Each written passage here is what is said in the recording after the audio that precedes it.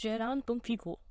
अंशा के घर से वो वापस आया तो ममा जो लवलज में बेचैनी से टहल गई थी, इसके बाद वो थाम कर परेशानी से पूछने लगे, मैं बिल्कुल ठीक हूँ मेरी प्यारी ममा।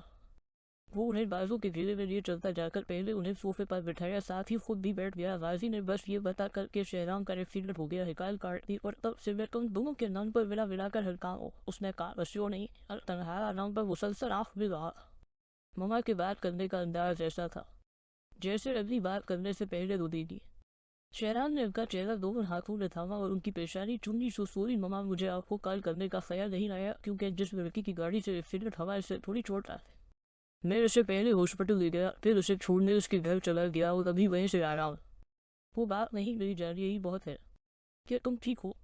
जरी चेहरे पर थकन के आसार लिए गाजी साहब की एंट्री हो और दिलने के अंदाज में सामने सोफे पर बैठा थोड़ी सी मुश्किल से उसकी नाजुक मिजाज तबीयत पर थकन सवार उठती थी।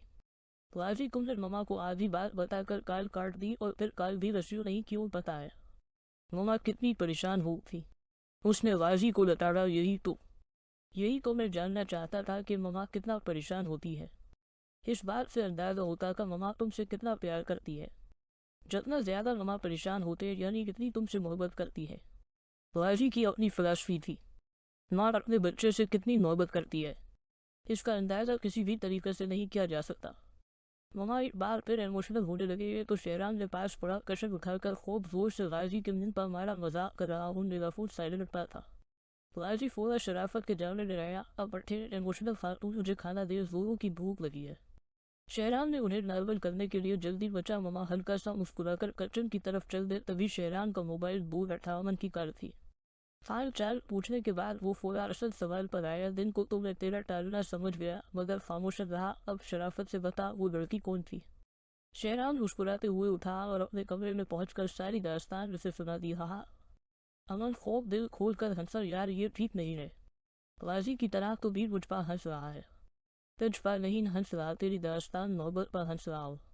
क्या मतलब कि वो सतूरी काफी इन दोनों पे है। ये तो है। शहरान ने आप गली वैसे घर दामाद बनने में को मसला तो नहीं तो बन जाना। कमीर मजाक उड़ा ले तो दिल खोल कर, मेरा इससे तो अच्छा था कि मैं बताता ही ना तुझे। अच्छा सूरी, तू मेरी को मदद कर सकता है?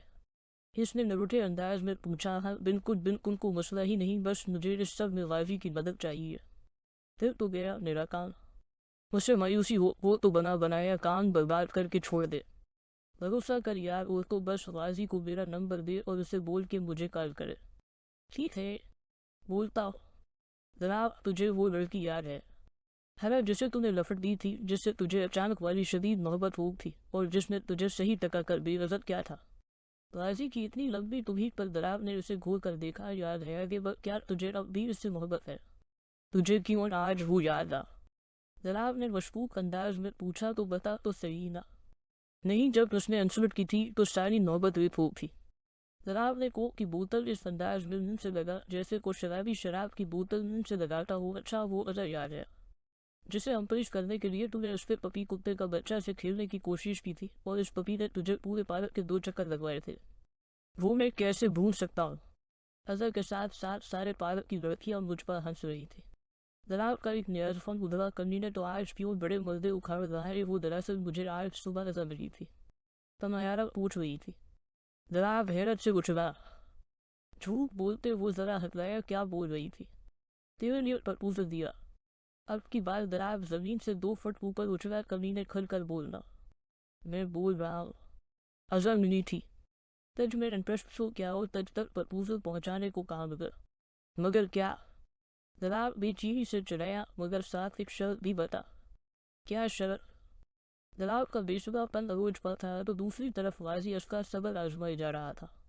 शर्त यह है का तुझे घर दामाद बनना पड़ेगा। गाजी ने गविया धमाका, क्या वो अपना घर अपने माँ बाप को छोड़ने पर आमादा नहीं?